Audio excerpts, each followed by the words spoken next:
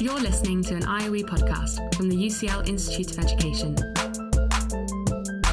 Powered by UCL Minds.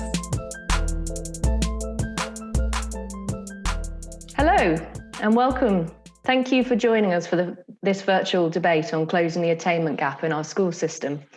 I'm Professor Lindsay Macmillan, Professor of Economics and Director of the Centre for Education Policy and Equalising Opportunities at the IOE. I'm very pleased to be chairing this evening's discussion with you on an issue that is fundamental to what we are trying to achieve at CPO, equalising opportunities. This evening, we'll be looking at the long-standing gap in levels of attainment between pupils from disadvantaged and more affluent backgrounds, and discussing what can be done to address this in the context of the COVID-19 pandemic. Of course, this isn't a new issue that has arisen during or since the pandemic came around. This has been the focus point of education policy for decades, and yet we've only seen mixed success. There is some evidence that this gap was narrowing, but even before the pandemic hit, this progress had stalled. Unfortunately, one thing that's become abundantly clear over the past year is that the pandemic has exacerbated this issue. Evidence shows that students from disadvantaged backgrounds have had more limited access to learning resources during school closures. And this is coming through in assessment data of current achievement levels relative to previous cohorts. So what is needed post-COVID? Not only in terms of recovery, but also to tackle that persistent achievement gap that we have lived with for decades. And has our experience over the past year opened up new options for tackling that gap? We've got an esteemed panel of speakers to help us reflect on these issues this evening, and I'll introduce them in just a moment. Once we've heard their opening remarks, we'll move on to comments and questions. Please use Slido's Q&A function to share your views on what you're hearing and post questions to me and to ask our speakers. You can also tweet about the evening using the hashtag IOE Debates. So to introduce our speakers. First up, we have John Hutchinson. John is the assistant head teacher at Reach Academy Feltham, an all-through school in West London. John's focus is the curriculum and assessment in the primary phase. He's also helped to develop the Reach Out curriculum, which is now taught in over 150 schools. John is a visiting fellow for the Ambition Institute and has advised the DFE, Ofsted and the STA, most recently on the early career framework for teachers. Next up, we're joined by Ruth Lupton, Honorary Professor of Education at the University of Manchester. Ruth was previously working here at the IOE and at CASE at the LSE, and her research focuses on poverty, inequality, education and place. February saw the publication of Ruth's fantastic co-authored Nuffield report on post-16 transitions for young people with lower GCSE attainment. And you might have caught the CPO seminar on that in March. This month, she publishes her new book, co-authored with Deborah Hayes, entitled Great Mistakes in Education Policy and How to Avoid Them in Future. Third up, we have Hitan Shah, who is Chief Executive of the British Academy, the UK's National Academy for Humanities and Social Sciences. Of course, the British Academy has recently published a wonderful wide-ranging review of the long-term societal impact of COVID, and we'll hear more on this in a moment.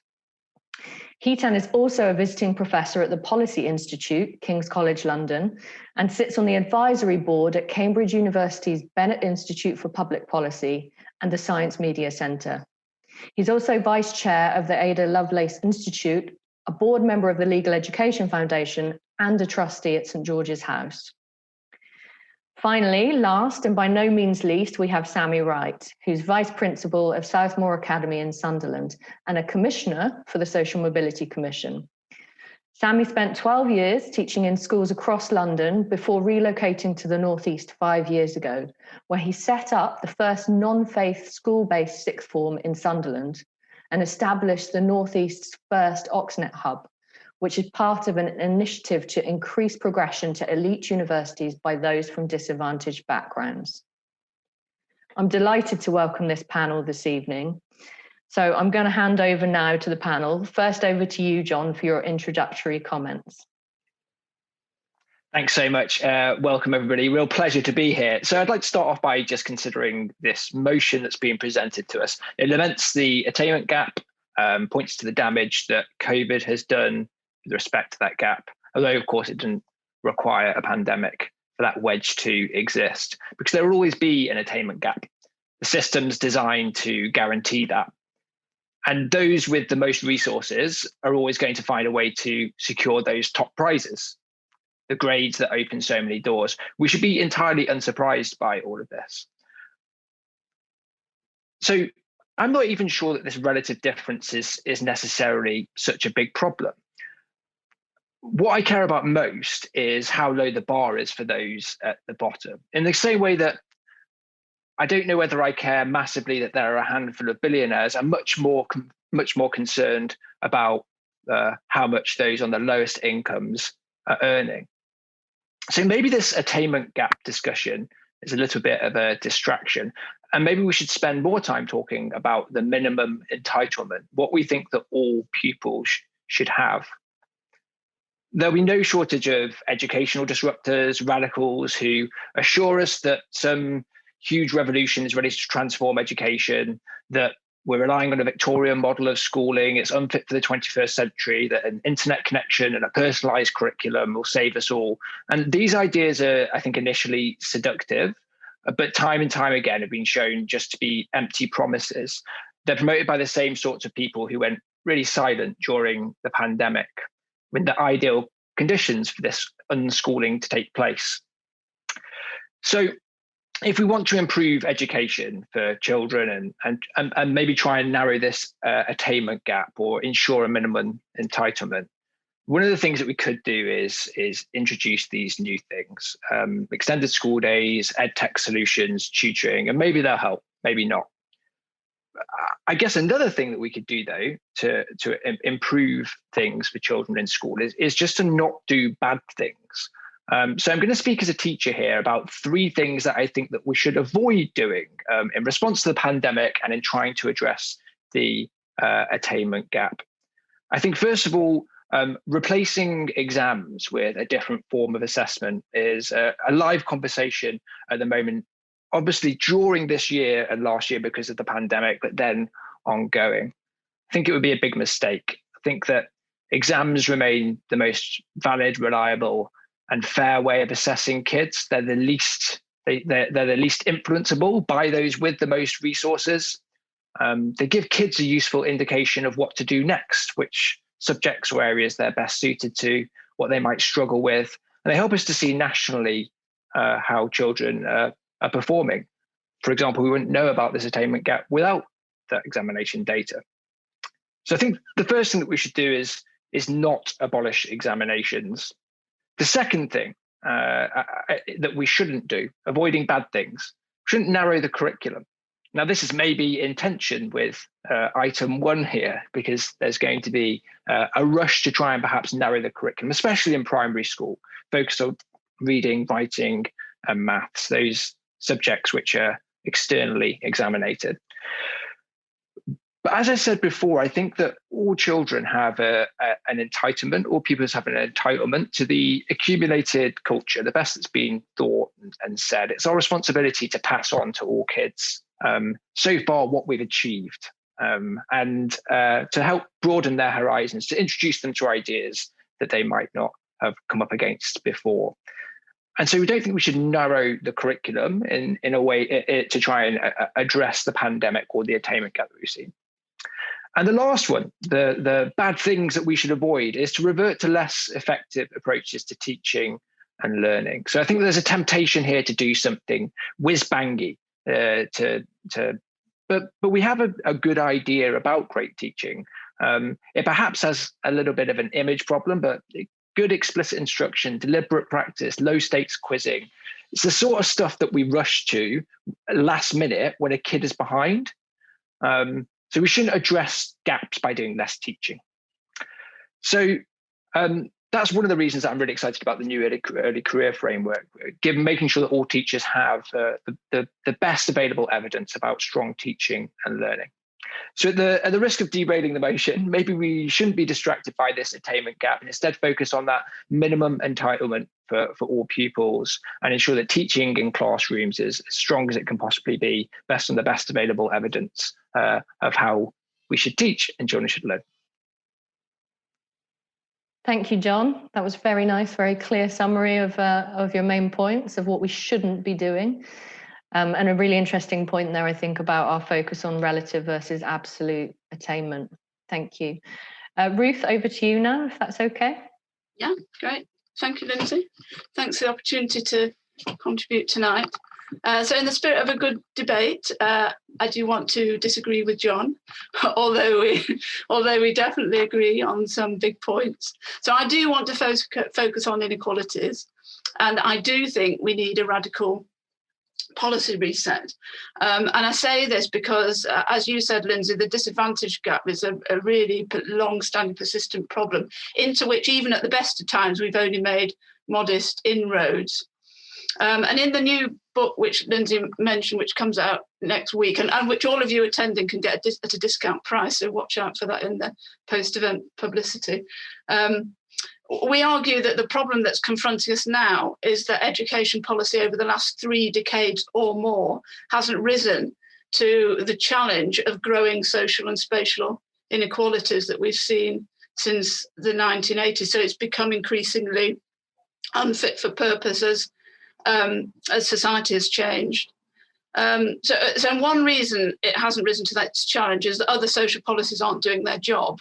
I mean, it should be really obvious that we can't, at the same time, drive down the incomes of the poorest families, cut the services that they rely on, and then expect attainment gaps to close. But even when there were stronger social policies in place, this didn't deal with all the problems. So I'm going to focus on narrowly defined education policy and argue that we need to reverse some of the major wrong turns in education policy, which are baking inequalities into the system. And top of my list there are funding formulae which aren't anywhere near weighted enough towards disadvantage. Being too fixated on attainment, here I do agree with John, and therefore having test scores at the centre of the school accountability system. We do need tests, but there's so much more to education than tests, and much more to a notion of educational equity than just test score gaps. And what we've seen is that when tests and accountability become so closely coupled, we end up with things that we don't want: narrowed curriculum, diminished educational experiences. And these things matter more for children whose families are less well resourced. And we create failure early on for children who start off at a disadvantage. So I think in focusing solely on test gaps, we can actually make things worse. And then also on my list is turning to markets and competition to raise standards, because when schools need to compete in order to survive, the interests of the neediest students too often get squeezed out. So if we want to deal with the attainment gap, I think we need to deal with these great big things, not just what works in teaching and learning, although we also need to do that. So here's my hit list. So I think we need a holistic cross-government strategy for equalising childhoods. You can't just let the DFE be over here and everything else over there. We need a broader vision of education, not just academic attainment, and certainly not just English and maths. And that would mean changes to curriculum and also to the accountability system. We need equity to be a really fundamental principle of education policy and practice. And what I mean by that is, we need to look at equal experiences for young people, not just equal outcomes. So this means taking a really hard look at practice like around behaviour, around exclusion, around ability grouping and so on. And schools should be accountable for those kind of things, not just the grades they produce. We need a much, much bigger redistribution of funds to schools in areas of greatest disadvantage. Based on what we know about the different work that schools need to do in different kinds of contexts. And we've learned a lot about that during the pandemic. So I'm talking about paying for class size reduction, equalising extracurricular opportunities, supporting physical and mental health, family support, adult learning, these kind of things. So, basically saying, let's think about what it would really take to level up educational opportunities and do that. And to minimise competition, the last thing, we need to minimise competition and maximise collaboration, probably between schools, starting with shared local accountabilities. So there's a long list, but if that's not enough, I think we'd do better as well if we started formal schooling at 7 and had a universal kindergarten phase, and if we got rid of our exam at 16 and moved to a 14 to 19 phase of education and training. So I'm asking a great many things, but I do think now is the moment to think really big and to forge a new consensus about the education system we want for the future. Fantastic. Thanks, Ruth.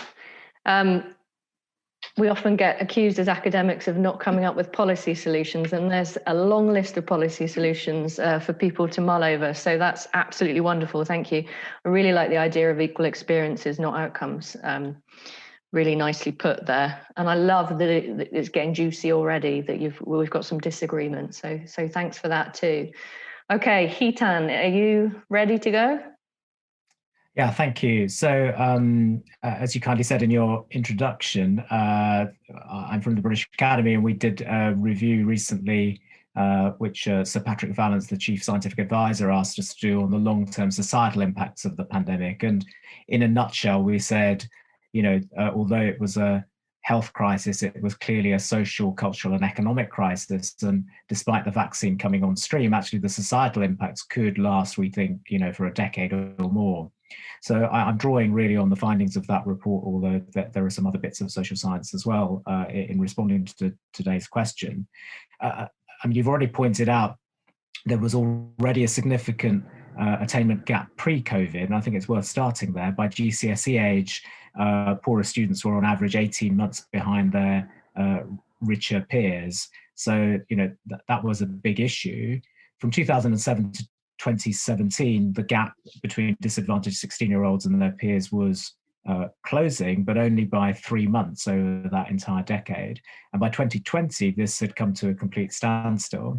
The Education Policy Institute argues that this is largely due to the most disadvantaged students and the persistent poverty that they face.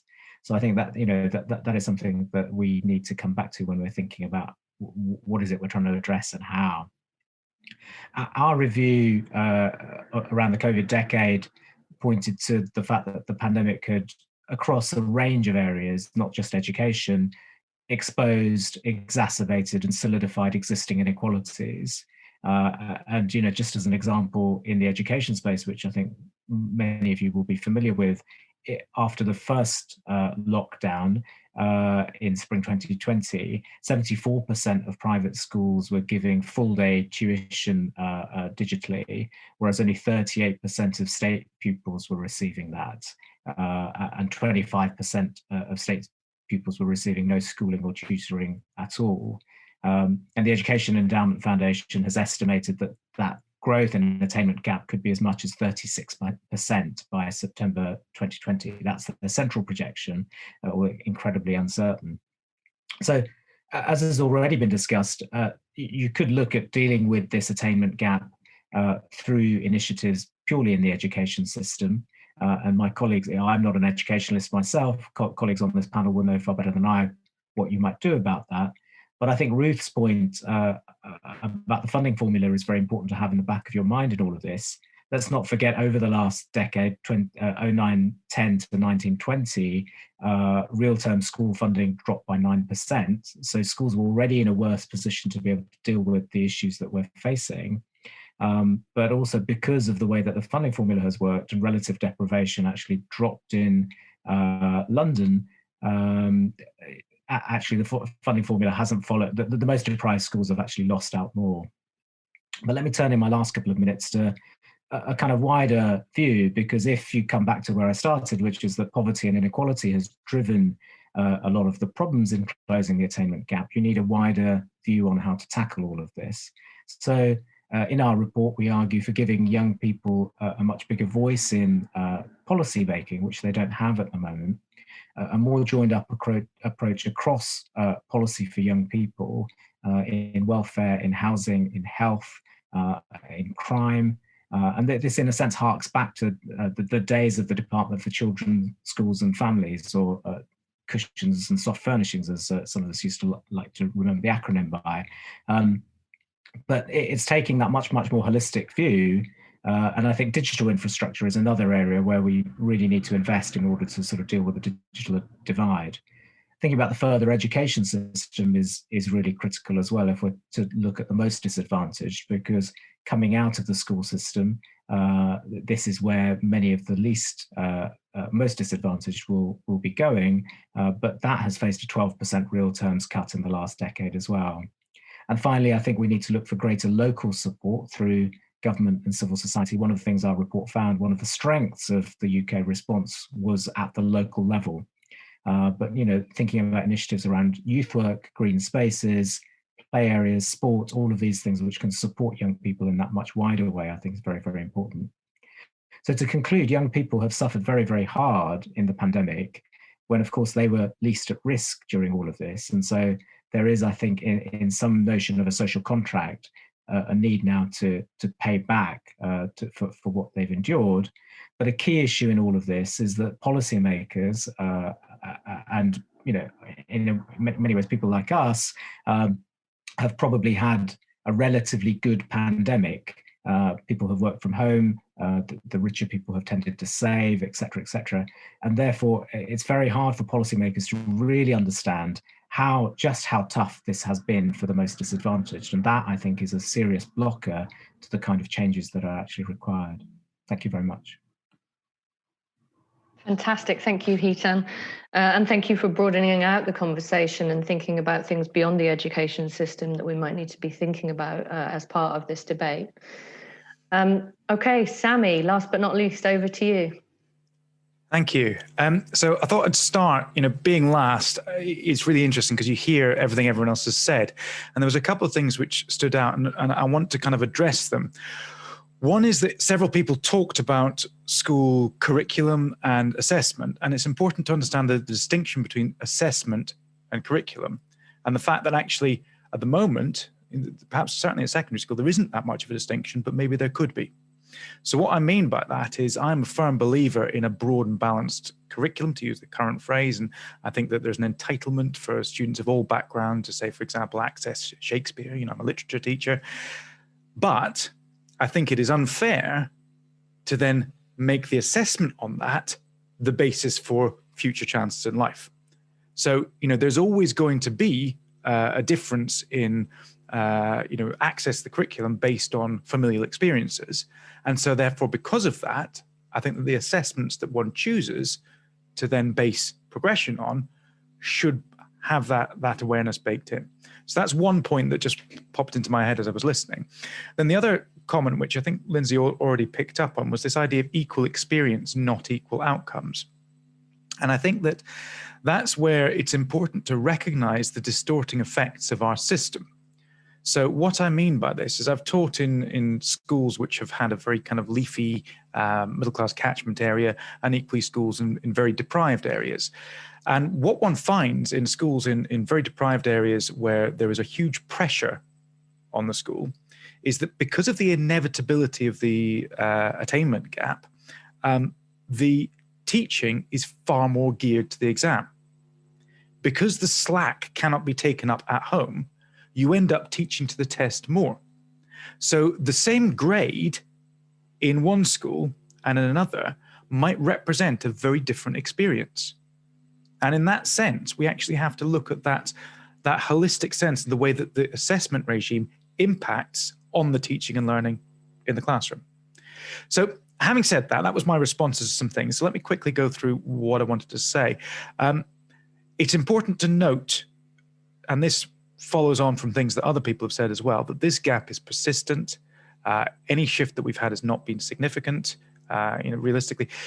It's also important to note that the progress gap, as opposed to the attainment gap, has actually widened every year since 2016. The gap's persistent across Ofsted categories. So outstanding schools have the same gap as inadequate schools. And all of this gives us a picture of a really intransigent problem. Now, as such, when I joined the Social Mobility Commission as a teacher, I kind of went in with my agenda, and straight away I asked some really straightforward questions. I said, now I've got access to all this research capacity and data, who's closing the gap? So we set up a research project, and that's going to be published in about 3 weeks' time. And it was looking at which schools were closing the gap. So we looked right across the country, and in secondary schools, we found 11 schools that were closing the gap persistently on a 3-year trend. And of those 11, 5 were grammar schools with 2 or 3% free school meals, and the other 6 were failing. So everyone was doing badly. And this gives us a really clear picture, doesn't it? So we looked, we were a little bit less stringent than the 3-year trend, and we looked and we tried to see other things, other commonalities. And I'm going to quote from the report. And one of our main recommendations is simply to say that the Department for Education should recognize that there is no single well-evidenced strategy that can be implemented to reduce the progress gap, and should develop a longer-term strategy to address socioeconomic disadvantage in schools. There is no magic bullet.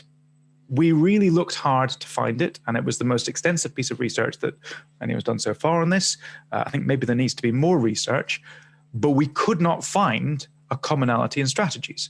And also we found that schools face very different circumstances, very different types of disadvantage. And actually, if we were looking for anything that we might draw out of it, trying to be helpful about this, perhaps the only thing that we could draw out is attendance. That actually one should focus on getting kids into school, and then other things flow from that. So there's some really tricky things here about, we are looking at the disadvantage gap as if it is this big monolithic thing, when actually it's a million different gaps, and they have to be addressed by schools with nuance and subtlety in their areas. But what I want to just finish on is, all the things that I've said point towards one conclusion to me.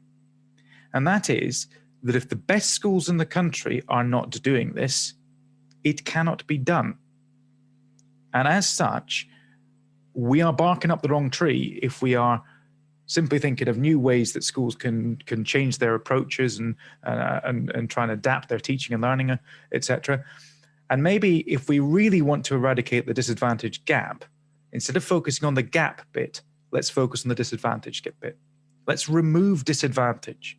Let's take away the child poverty that leads to trauma, that leads to adverse childhood experiences, that leads to disengagement with school, and then see if that will make a difference. Fantastic, Sammy, thank you. I was too enthralled in what you were saying there to jump in time, but really interesting. Thank you so much. I'm astounded actually by that finding, and it's good food for thought for us. So let's move on to some questions. I'm going to use Chair's privilege to ask some questions directly myself first. And as part of this debate, we asked some polling questions on Twitter before the event, asking, do you think the attainment gap can be closed via more generous welfare provision alone and by education policy alone? And the overwhelming response to both of those questions was no. So, Sammy, I'll come to you first, if that's okay. Given your closing comments about actually the role of education policy and the role of, dealing with the disadvantage problem in itself, how do you see the balance between welfare and education policy playing out here? I think we need to think of this all together, as one piece. And I think, I would compliment you on the fantastic long shadow deprivation report from October, which worked together on, and that was a fantastic piece of work, because what it identified very clearly was that in some areas, education, can level up, as it were, and can, give opportunities. But there are some areas in the country where even if a disadvantaged student gets the same grade as a non-disadvantaged student, then there is an extra level of economic disadvantage that sits on top of that. And what I would contend is that students are not stupid, nor are their families. And they know this. And what I found moving from North London to Sunderland was that when the local area doesn't provide the opportunities, and when there is this extra disadvantage on top of it, students don't engage with school because they know it isn't going to serve their interests. So I think that everything has to tie together, and people have to see the possibilities beyond school. And that isn't the same as simply beefing up careers advice. I have a big bee in my bonnet about this, because it's no good telling people go off and work in the media when there aren't any jobs. And I've had exactly that problem in Sunderland. People say, oh, there are media jobs in Sunderland. They are not media jobs in the way that they think they are media jobs. So we have to be honest with young people. Fantastic, thank you. I completely agree about the tie-up across the system, and that report really kind of brought it home, I think, the fact that you can't be driving opportunity through education alone.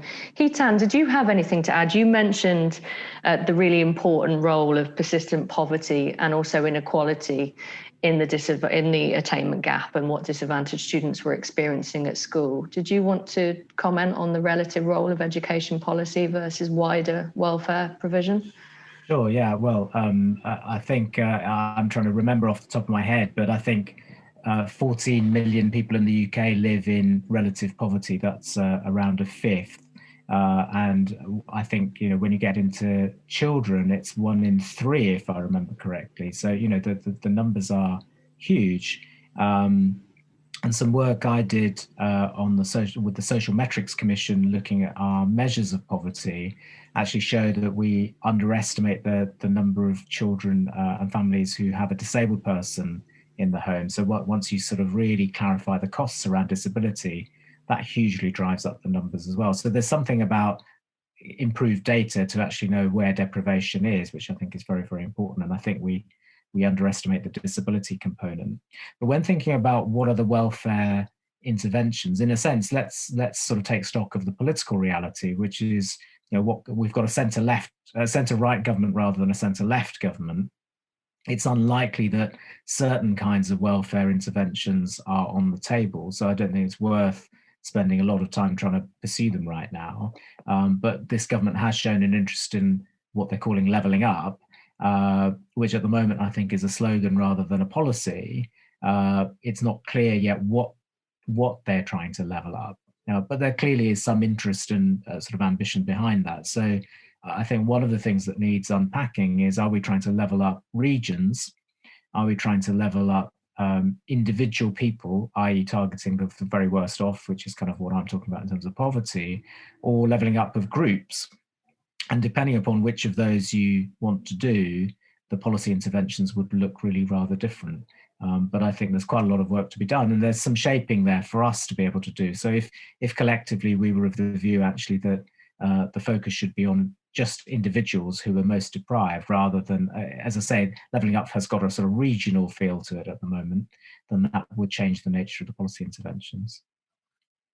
Yeah, I think that's a really good point, Hitan. One of the things that we've kind of asked government ministers in the past has been those questions. What do you mean by levelling up, and what are you trying to achieve here? I think it also comes back to John's point as well about the role of absolute versus relative in terms of achievement, but also in terms of later life outcomes. Do we care about there being big gaps in the life outcomes of individuals from disadvantaged compared to affluent backgrounds, or do we just want to make sure that individuals across areas have a more kind of equal opportunity in terms of their absolute outcomes? And I think, we struggle with this in the Long Shadow of Deprivation report. I'm kind of with Ruth. I think you have to do both. I think you have to think about both. Otherwise, you end up with mass inequality. But I mean, it's a really excellent point, Hitan. Thank you for making it. I'm just going to move on and bring up the thorny topic of exams, because I don't want to spend too long on this, because there is a whole debate about the role of assessment next week in the IOE Debates events. But Ruth, you mentioned some of the downsides of assessments and suggestion that maybe we don't need GCSEs as part of the system. What do you see as a fair alternative, given all the evidence that alternative approaches to exams can be very problematic in terms of fairness? So I just want to say I'm not against external exams per se. I think we've just got far too many of them. And my candidate for slashing first is the GCSE, because I think it's become obsolete really in a system now where young people are required to stay in education training till 18, and many do till 19 actually. So what would you replace that? Well, we do need assessment, ongoing assessment done by teachers to enable students and teachers to know how they're getting on, and areas in which they need to revise or improve. But externally, instead of it replacing the GCSE for the individual, then what do they take with them to the next stage? I think you could go for something more like a record of achievement with a grade point average, and also looking more broadly than just academic achievements. And in fact, the report you alluded to when we looked at post-16 transitions, it's clear that a number of young people are starting their post-16 careers on a lower level of achievement than they've already gained. And that is partly because broader skills and talents that they might have and achievements outside of the formal academic curriculum aren't being recognised at all there. So something broader in achievement. And then I do think government, and this is probably the answer you were looking for, the governments need to know what's going on as well. So I think we should probably move to something like a sort of a sample system, a moderated sample of schools each year.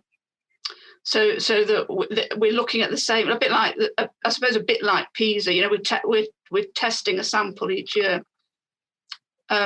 So this system would be right for the individual, the teacher, to be right for moving on, and it would help governments to know how we're getting on as a system as well.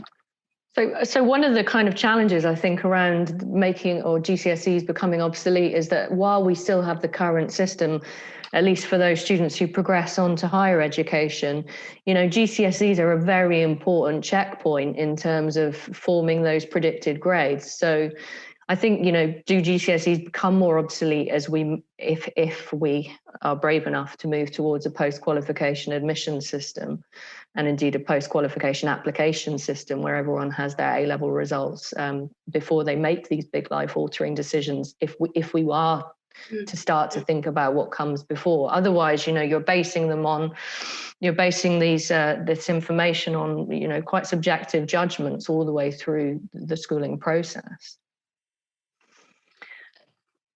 Yeah, a trust in teachers' judgment question here arises, but let's come back to that. Yeah. I think, we did a paper last year that showed it's not teachers' judgment that's off. It's just that some pupils have much noisier trajectories than other pupils, right? Mm-hmm. So you're asking teachers to do an impossible task by asking them to predict how pupils' trajectories look.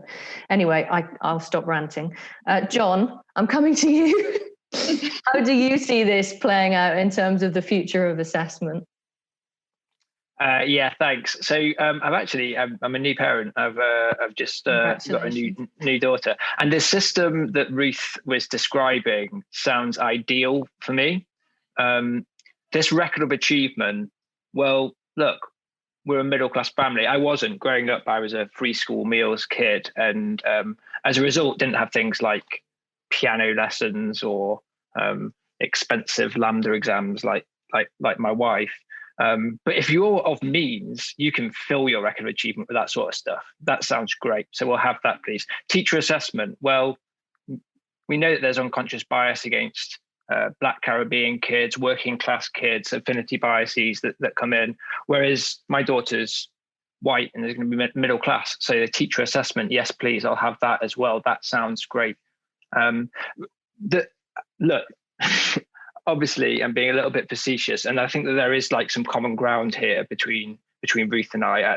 I think that uncoupling this sort of accountability from the examinations and moving to a sampling system, I'd agree. I think that's a smart move. Moving maybe to like a 3-year average, I'd agree that would be a smart move. I think that what we shouldn't do is replace examinations with forms of assessment that are less valid, less reliable, and less fair. And as I said, much more easily bought. If you can, there are stories already appearing in the press about tutors who are being sacked by families because they're refusing to write the coursework for this year's replacement to GCSE exams. Now, they're just the ones that we're hearing about. Undoubtedly, there are thousands of essays being written by tutors at the moment for those that can afford it. So I think that, look, I'm as sad as anybody else that exams seems to be the best way that we have to assess kids. But if from a social justice perspective, exams do seem to be the smartest choice. The 16 point, in terms of abolishing GCSEs, I guess the trouble is, so there are 2 points. One, as you mentioned, is the university or admission, or if you don't go to university, just jobs. That having that useful sort of like data there. Post-admission, post-assessment qualification admission might solve that. I think that the other problem really though is that, as I said, that actually provides some really useful data for kids as well as teachers. So I teach, I'm a primary teacher, but I also taught an A-level for a couple of years. We're an all through school, and that GCSE can be really useful as like a starting point for a conversation with a kid where they really want to pursue a subject, for example, but maybe they got a grade 3 in the subject. Now, I don't think that should mean that they don't get to pursue the subject at A-level, for example, but it's useful to say, look, this is something that clearly is like you found challenging at GCSE. It's going to be a struggle if you take this at A-level, where there's going to be a big jump. It's useful to have that sort of conversation. If we the other thing is, if we abolish 16 examinations at 16, and then kids go on to, for example, an apprenticeship or maybe even A-levels, we'll have the qualifications in that sort of like narrow sort of like subjects that are taken, but we've got no idea how they did in the other subjects along the way.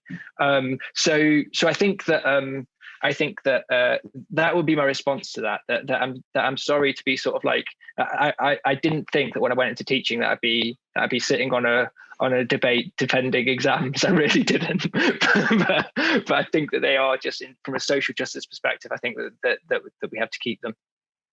Okay, thank you, John. So we're going to move on to some questions from the audience now. And Sammy, I'm coming back to you for this one. And this is related to something I wanted to ask you, so I'm glad someone else has.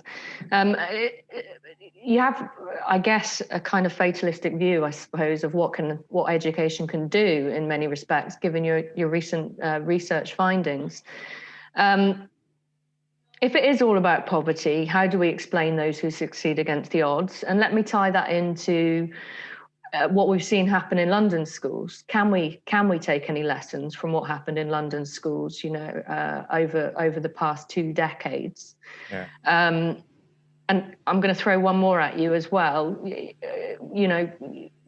Saying that schools can't change anything is very much focused on the system as it stands. Is it not fair to say that if a system, we could alter that system and that might not have the same results? Mm-hmm. Mm-hmm. Yeah, I mean, I think my first response is I feel a little bit like John, shock at myself sounding fatalistic, because I'm normally a pretty optimistic kind of guy, and I do believe schools could make a huge difference. But what I don't believe is that we should be loading every responsibility onto them. Right? I think that's where I'm at with it. It's about saying to schools that, look, this is not your fault. Do what you can, but there is something fundamental here. And I think it's absolutely right that there are things we could do structurally that will help. I'll just address that idea of the students who do buck the trend. I think it's so important that we make a distinction between aggregate and individual. Right? And I was talking to someone the other day, about why does poverty mean poor grades? And they said, well, it doesn't. I know plenty of poor people who get good grades. And I said, I didn't say, why do poor people get bad grades? It's why does poverty lead to bad grades? And that's the distinction there. Poverty in an aggregate has impacts, which mean, if you think about it in terms very simply of the exam date, if you are from a poor background, you are more likely to have other stresses in your home and other events happening, having to do things like part-time jobs, etc., all of which decrease the amount of time you can revise for your exam. That's a dead simple way in which poverty impacts. But equally, that's not the same as saying it always does. It just means in aggregate, it has more of an impact. So there are loads of examples I could point to of fantastic students who do this. It's just that they're battling against a little bit more. And on that note, I'd just point out something which I often complain about, which is we have moved to a system whereby we judge schools on progress. Why do we not judge students on progress? A school that gets all its GCSE C grades or up to A grades at A level is seen to be outstanding. But a student with an A grade at A level and a C grade at GCSE is simply seen to have a slightly worse CV than an equivalent who's got an A grade at GCSE. So there's a lot of inconsistencies there in the way that we approach things. Now, I'm losing track of my 3 bits of my question. So I threw a lot at you. That's okay. So I've answered about the outlier and the fatalist London? thing. I think that's right. So there are things that we can do in the system to change. And I think for me, the number one point is I agree with John. I think exams are good for social justice, but I think it's what you're testing the kids on. And I give you the example here that in Sunderland, in my school, we had an issue a few years ago where students unexpectedly did very badly in a particular question on the English exam. We called the exam, we looked at the papers, and we discovered that the stimulus text mentioned Piccadilly Circus, and our students had written about lions, tigers, and acrobats.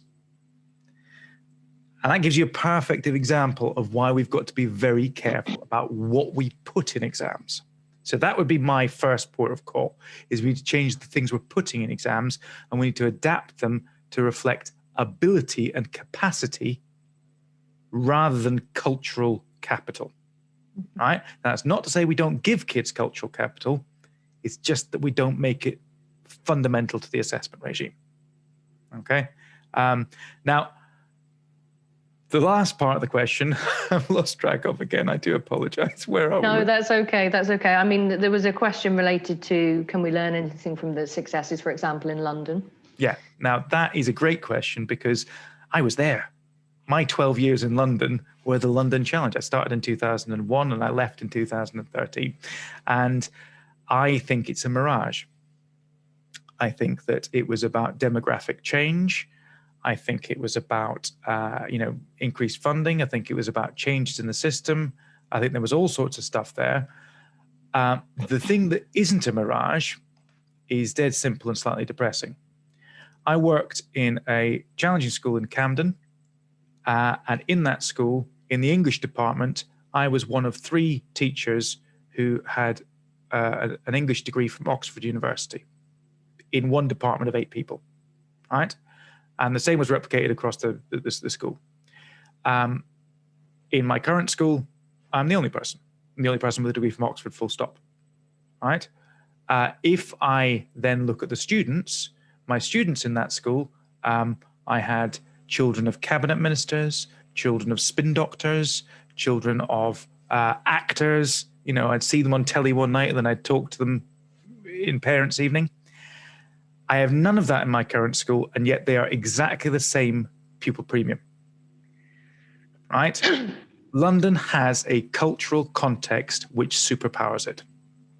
And there is no getting away from that, and that has huge benefits for students, even when they're from the most disadvantaged backgrounds. Okay, fantastic. Thanks, Sammy. That's really helpful. Let's move on to focus in a little bit on the pandemic, if we can. One of the other poll questions that we asked via Twitter was, how do you feel about the narrative of learning loss and catch up? And 21% responded saying it's appropriate, while 79% said it's unhelpful. We've had a question from Tammy Campbell, who said, how do speakers define learning and what exactly has been lost? I know that we've all been quite careful not to use these terms, but Ruth, maybe I can come to you to answer that question slightly more directly. Yeah, I think that's a fantastic question. And I think our debate at the moment is to superficial and not connected enough to what both to different ages and what learning, is for at each of those different kind of ages. So and also we've got an idea here that learning has to happen at a certain time, and if you haven't done it then, you're never going to do it again. So I think that's why one of the main reasons I think this loss and catch up is unhelpful. So I think we need a different notion of that. People learn across the life course. That the school learning that we do now at a particular time is important for various reasons. It might be important because it's curriculum content that you need as a building block to move on to the next bit or to move on to the next phase. But for some children, for the very youngest children who have got, in a sense, more time over their life to catch up, the things that might be most important for them are not formal learning. They might, it might be about communication, about relationships, about confidence, those kind of things. So I can't answer the question for all ages and all children, but I think we've got to think much more, about curriculum, about content, and why we need stuff at what point and can it be done later. And so we need a much more, long-term and kind of nuanced approach to this. I don't know if that, hopefully that gets to something what Tommy was asking. Yeah, that's really helpful, Ruth. Thank you. Hitan, staying on the topic of the pandemic just for a second, I've got a question from Michael J. Larkin, who said, will the economic inequality driven by the pandemic drive the gap for many years to come? And what are the implications of this? That's a great question. And I think the answer is it's difficult to know because forecasting is always a real nightmare. We barely kind of can look back and quite understand what's happened, let alone look forward. But I think what is clear, when you have these kinds of ruptures in society like the pandemic, they do historically tend to exacerbate and solidify inequalities. So I suppose the way I would think about it is that if you leave it standing still, it will have made things worse. And also, of course, it has hit the economy, which makes it harder to address as well. Having said all that, I think what's interesting is kind of looking back over history to examples where moments like this have been moments for change or not. So if you look at Spanish flu, which was a kind of comparable tragedy, actually nothing much changed afterwards. If you look at 19th century cholera, there was a mood for change, much more move to kind of policy around public health boards and so on. But actually that all slipped back because there wasn't really public support for change. Whereas I think the kind of key example, which everyone knows, is World War II, Beveridge, the formation of the welfare state. And I think an interesting question is which of those three kind of possibilities are we in? And my own view is that we're not quite at a Beveridge moment, but actually some of the conditions are there. There is some public support for not flipping back to quite how things were before. I was on a Demos commission looking at kind of public attitudes, and that's definitely there.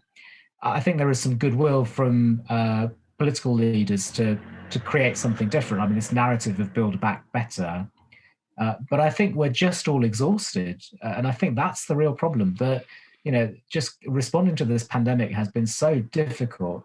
At some level, we just want it all to go away and kind of flip back to normal. And so I think that is, in a sense, the challenge. And I think for all of us who might be influencing the policy community, and I think this is the job we were trying to do with the review that we did on the COVID decade, was to just outline some directions of travel post the kind of immediate health crisis to say, and this is where we need to go next, not just to flip back to normal. Fantastic. Thank you. Well, Hitan just mentioned kind of thinking about influencing the policy community. We've got a great question here about influence, how influence works between research and teaching, on how well or not do the teaching and research professions relate to one another in the quest to overcome the impact of inequalities on educational outcomes. John, do you want to take that one on? How do you feel about this interrelation between research and teachers? This was actually the subject of my master's thesis. So that's serendipitous, isn't it? And really just like quite a sad story in terms of the relationship between school improvement, the field, the discipline of school improvement, and then educational effectiveness research, the body of sort of what we know, and those two spheres not really talking to each other.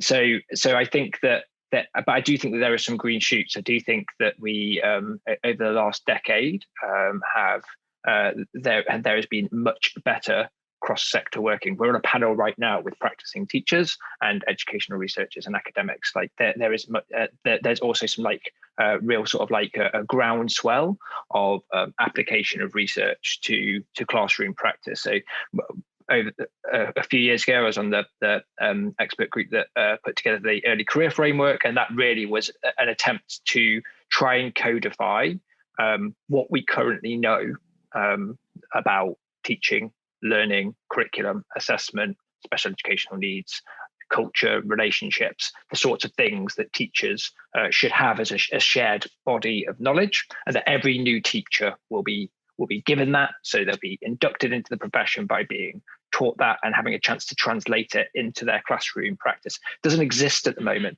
If you go into any school in the country and ask that teacher and walk into a classroom and sort of, this is an exercise like, what can you guarantee that teacher will know in terms of like evidence-based practice? And I don't think that there, maybe like Vygotsky or Piaget or something like that, something that's decades old. Otherwise, like we currently, I think, are not an evidence-informed profession. Arguably, never can be. But I do think that there are. The sort of like positive steps forward in terms of us beginning to act, making better bets in terms of educational research and evidence-informed practice. Thank you, John. Thank you. It's reassuring to hear that from the early careers framework. Sammy, what's your take on this? You've got a foot in both camps. Yeah. I mean, I love having a foot in both camps. I think it's a really valuable thing, and it informs my teaching a lot. However, what I think, the caution I have is the comments that come back again and again. So I think with the EEF, the research that they disseminate is brilliant, but they themselves have pointed out that the only research program which they've managed to scale up is the Magic Breakfast. And all the actual teaching and learning ones, what they find is when you do it at scale, it loses effectiveness because people no longer commit to doing it in a nuanced and subtle way that's responsive to the local context. So I think that it's about, I suppose if I think the most valuable thing for research for me as a teacher, if I'm honest, is actually telling the kids about it. So I spend quite a lot of time talking to the students. For example, I tell them, why do you think it is that those amongst you here who have free school meals might do less well than the others? And we talk quite openly about it. We look at some of the social mobility stuff. And I find that very, very powerful, and particularly in Sunderland, because they have such a poor opinion of their local environment. And it's interesting to kind of share with them the ways in which it isn't quite as bad as they think. Oh, excellent. So some kind of compulsory sociology modules on the curriculum going forward. I'm all up for that. That sounds great. So we are running out of time, and I wanted to ask you one last question each, and it's going to be one of those short, snappy ones. So get your answers ready. But if you could implement one policy to reduce the attainment gap, what would it be? And Ruth, I'm coming to you first. One, not 10. If I had to do one, it would have to be the holistic cross-government strategy for equalising childhoods. I like that. Thumbs up. Hitan? Yeah, I think it would be tackling persistent poverty. And there's obviously different routes by which you do that, but I think that would be the focus. What would you do? What would you do? What would be the policy? I'm going to push you. Well, personally, I think it would be redistribution. But, that's just a very personal view. But as I say, there are multiple routes. Fantastic. John, over to you. It's a really good question.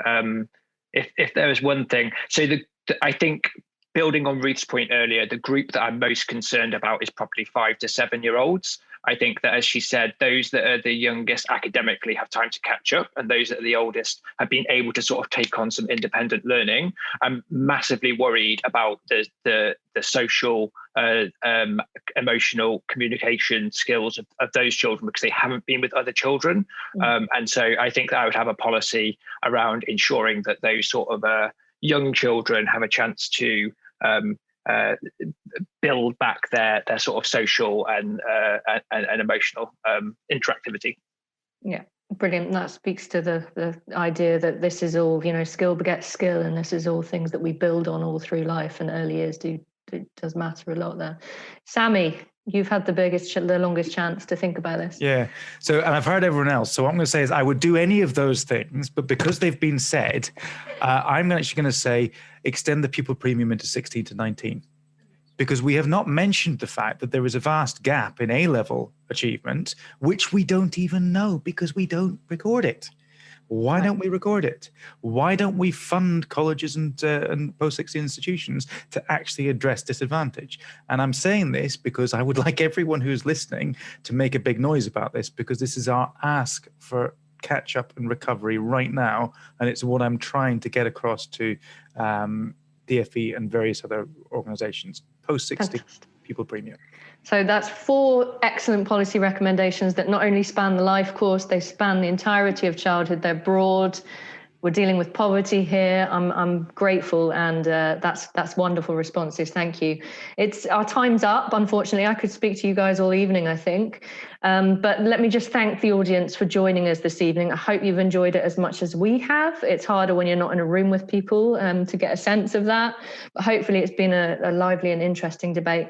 And thanks, of course, to all 4 of our speakers for all of your contributions this evening. Fantastic, interesting perspectives, all evidence-led. Brilliant. Join us next week for the next IOE debate. And until then, thank you very much. Have a lovely evening. Thanks so much for downloading and listening to this IOE podcast from the UCL Institute of Education, University College London.